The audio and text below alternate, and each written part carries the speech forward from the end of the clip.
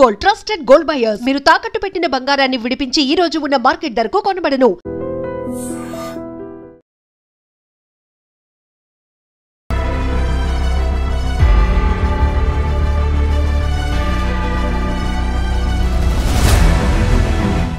నమస్కారం, welcome to I dream. నేను మీ సంగీత.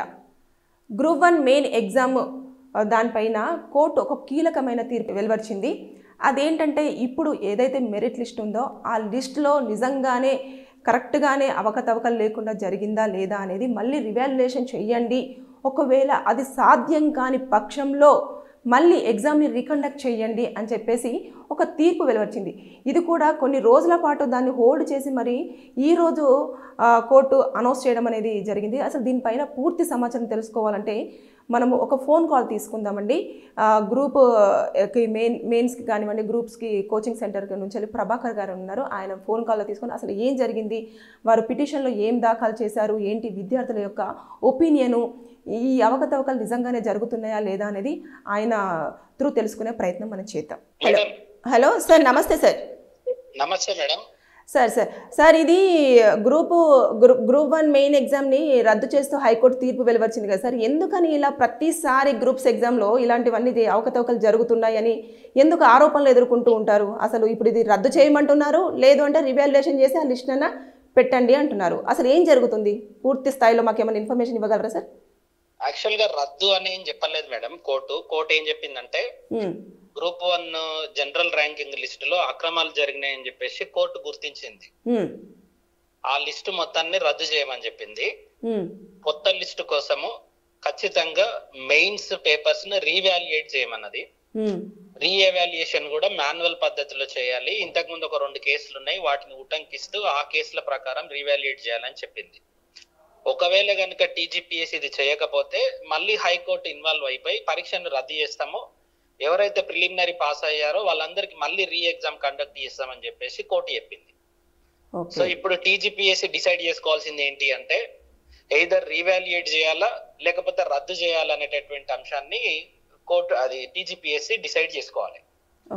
ఇక్కడ టీజీపీఎస్సీ ఇప్పుడు కూడా తన తప్పును తెలుసుకోకుండా ఒకవేళ నేను రీవాల్యుయేట్ చేస్తాను అనుకుంటే చాలా మందికి తెలిసిన విషయమే ఏంటంటే ఏ ఒక్క అభ్యర్థి దీంట్లో లేడు లేదా ఏ ఒక్క అభ్యర్థి తప్పుగా ఈ లిస్టులోకి వచ్చాడని తెలిసినా కూడా అక్కడ ఫ్రాడ్ జరిగిందని అర్థం.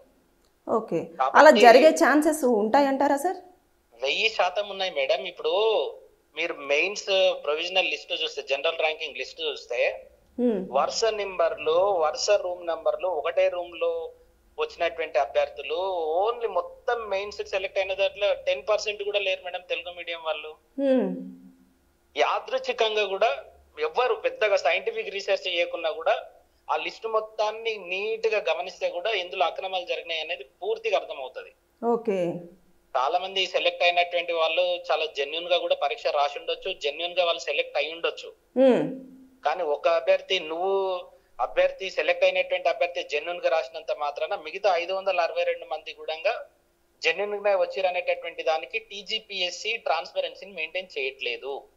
కాబట్టి ఇక్కడ ఈ 563 మంది ఎవరైతే సెలెక్ట్ అయ్యారో వాళ్ళకు నష్టమే, తర్వాత మెయిన్స్ లో సెలెక్ట్ కావాల్సినటువంటి వాళ్ళు కాకుండా ఉన్నటువంటి వాళ్ళకు కూడా నష్టమే. ఇది ఓవరాల్ గా పరీక్ష రాసినటువంటి అభ్యర్థులందరికీ నష్టమే మేడం.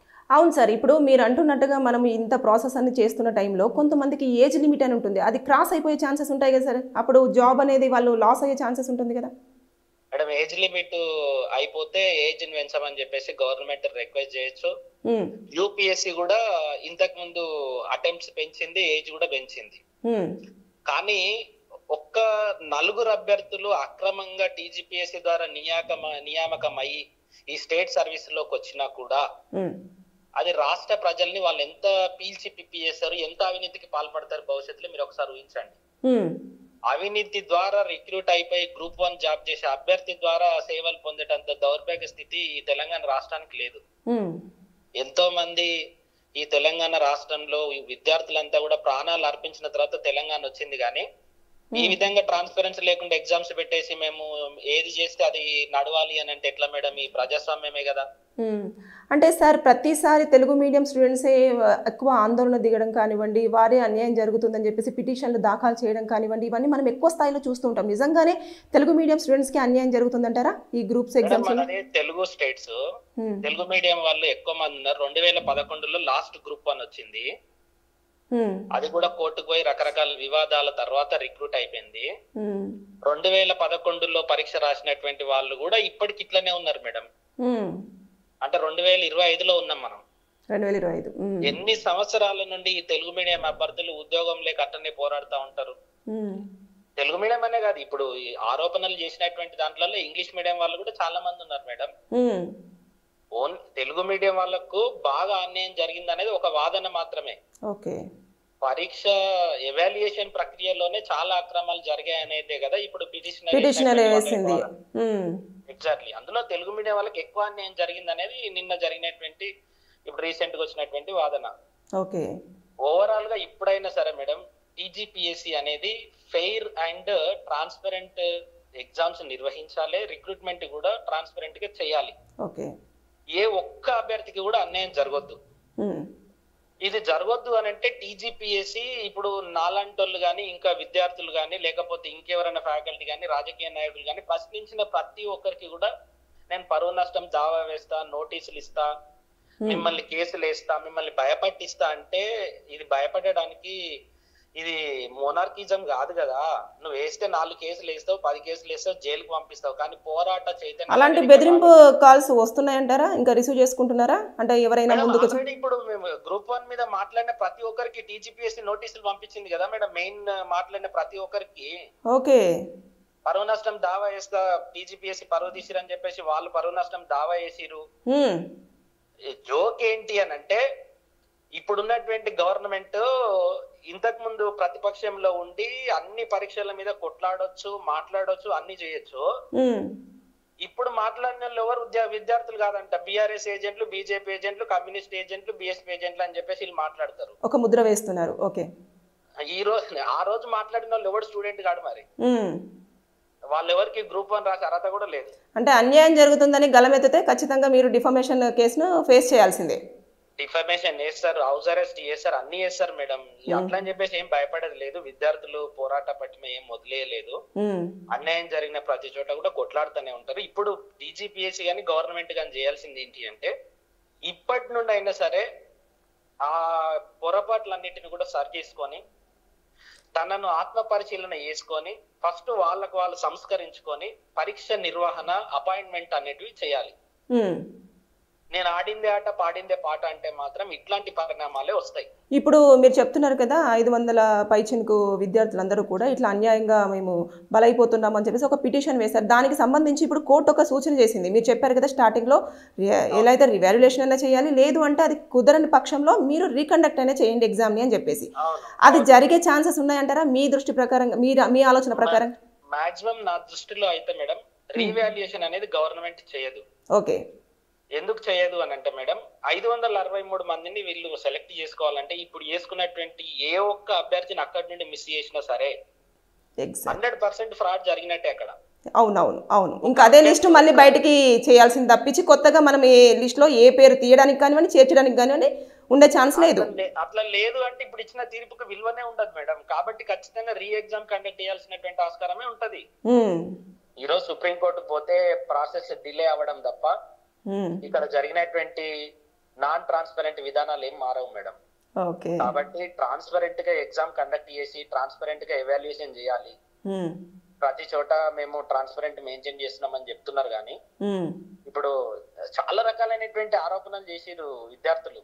ఏ ఒక్క ఆరోపణకి కూడా టీజీపీఎస్సీ అంటే ఇప్పుడు ఆ పిటిషన్ లో మెయిన్ గా అదొకటి ఉండి ఇంకా ఏం పాయింట్స్ చేర్చారంటారు సార్ ఆ పిటిషన్ లో? అంటే వాల్యుయేషన్ అనేది సైంటిఫిక్ మెథడ్ లో జరగలేదని చెప్పడానికి అక్కడ ఉన్నటువంటి ఆర్డర్ ఆఫ్ నంబర్స్ గానీ లేకపోతే మీడియానికి సంబంధించినటువంటి ఇష్యూస్ గానీ తర్వాత ఒకే సెంటర్ నుండి ఎక్కువ మంది సెలెక్ట్ కావడం కానీ ఇవన్నీ కూడా జరిగినాయి మేడం. ఇవన్నీ కూడా అనుమానాలు ఉన్నాయి కాబట్టి అవన్నీ కూడా హైకోర్టుకు సమర్పించడం జరిగింది విద్యార్థులు. అక్కడ నుండి హైకోర్టు చాలా పరిశీలించి రిజర్వ్ లో పెట్టి కూడా 5-6 నెలలు అవుతుంది మేడం. ఓకే, వాదనలను అయిపోయిన తర్వాత ఇప్పుడు రిజర్వ్ లో పెట్టినటువంటి తీర్పును వెల్లడించారు. గవర్నమెంట్ ఏ పర్టికులర్ సందర్భంలో కూడా అఫిడవిట్ ఇచ్చినప్పుడు వాళ్ళు ఎక్కడ కూడా అకౌంటబిలిటీగా అఫిడవిట్ ఇచ్చినటువంటి సందర్భం అయితే చూడలేము. ఎంతసేపు వీళ్ళు చేసింది తప్పు, దీనివల్ల వీళ్ళకి అన్యాయం జరుగుతుంది అని వాళ్ళు కాపాడుకోవడానికి ప్రయత్నం చేసిరు తప్ప లేవనెత్తినటువంటి అంశాలకు అకౌంటబుల్ గా జవాబు చేసినటువంటి సందర్భాలు ఏం లేవు మేడం దాంట్లో. ఓకే, ఇప్పుడు మళ్ళీ మీ ఉద్దేశం ప్రకారం ఎగ్జామ్ రీకండక్ట్ చేస్తేనే అన్ని రకాలుగా సేఫ్ అని చెప్పేసి మీరు అనుకుంటున్నారు, అంతేనా సార్? 100% మేడం. రైట్. ఎందుకంటే ఇప్పుడు ఉన్నటువంటి వాళ్ళతోటే ఇప్పుడు ఆ ఎగ్జామ్ రీవాల్యుయేట్ చేస్తే మళ్ళా అదే ఎవాల్యుయేటర్లను పెడతారు, వాళ్ళకి నచ్చినటువంటి విధంగానే మళ్ళీ ఒక లిస్ట్ బయటకు వస్తుంది. రైట్. థ్యాంక్ యూ సార్, మీ విలువైన ఇన్ఫర్మేషన్ మాకు అందించినందుకు thank you so much sir.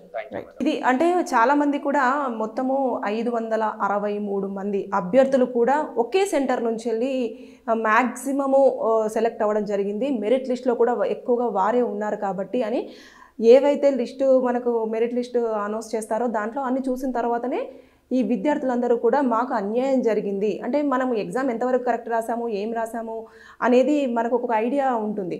దీని ప్రకారంగా అందులో కొన్ని పాయింట్స్ అన్నీ కూడా పెట్టేసి వాళ్ళు పిటిషన్ వేశారు, కోర్టు దాన్ని చేసి 5-6 నెలల పాటు దాన్ని హోల్డ్ చేసి ఈరోజు అనౌన్స్మెంట్ ఇచ్చింది. దాంట్లో కూడా కోర్టు స్పష్టం చేసిందండి. ఏం చేసింది అని అంటే హైకోర్టు కూడా ఎగ్జామ్ని ఏమీ రద్దు చేయట్లేదు, కానీ మీరు మళ్ళీ ఒక్కసారి రివాల్యుయేషన్ చెయ్యండి అని చెప్పేసి సూచించారు. కానీ ఒకవేళ రివాల్యుయేషన్ చేశారు అనుకోండి, ఏమవుతుంది, ఎవరైతే మనము మెంబర్స్ని చూపించామో ఆ మెంబర్స్ మాత్రమే మళ్ళీ మెరిట్ లిస్ట్లో మళ్ళీ వాళ్ళే రావడం జరుగుతుంది. ఎందుకంటే ఒక కొత్త మెంబర్ యాడ్ అయినా కొత్త మెంబర్ని మనము ఒక మెంబర్ని తీసేసినా కూడా నిజంగానే ఇక్కడ అవకతవకలు జరిగాయి అని చెప్పేసి అది ఇంకా పెద్ద స్థాయిలో కూడా లేవనెత్తి ప్రశ్నలు చాలా వరకు ప్రశ్నలు లేవనెత్తుతాయి, నిరసనలు ఇవన్నీ కూడా జరిగే అవకాశం ఉంటుంది. కాబట్టి కోర్టు చాలా నీట్గా మళ్ళీ బెటర్ ఎగ్జామ్ని రీకండక్ట్ చేయండి అని చెప్పడం జరిగింది. అంటే ఏదేమైనా సరే విద్యార్థులు మాత్రం చాలా ఆందోళన వ్యక్తం చేస్తూ ఉన్నారు.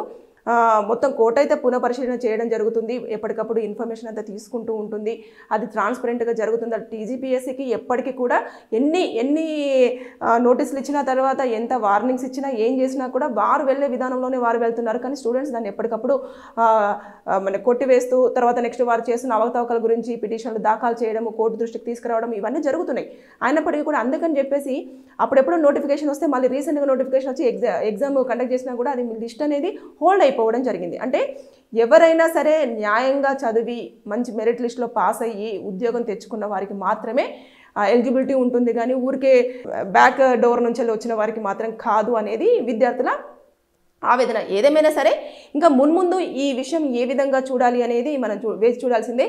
బెటర్ నా ఉద్దేశంలో ఉన్న ప్రకారం కూడా ఎగ్జామ్ అనేది గ్రూప్ 1 మెయిన్ ఎగ్జామ్ మళ్ళీ రీకండక్ట్ చేస్తేనే అన్ని విధాల శ్రేయస్కరం అనేది నేను కోరుకుంటున్నాను. ఈ వీడియో చూసిన వారికి ఎవరికైనా లీగల్గా డౌట్స్ ఉంటే కింద మీ ప్రాబ్లమ్ని కామెంట్ రూపంలో తెలియజేయండి. దానిపైన నేను వీడియో చేసి మీకు పూర్తి సమాచారం అందించడానికి ప్రయత్నం చేస్తాను. Thank you.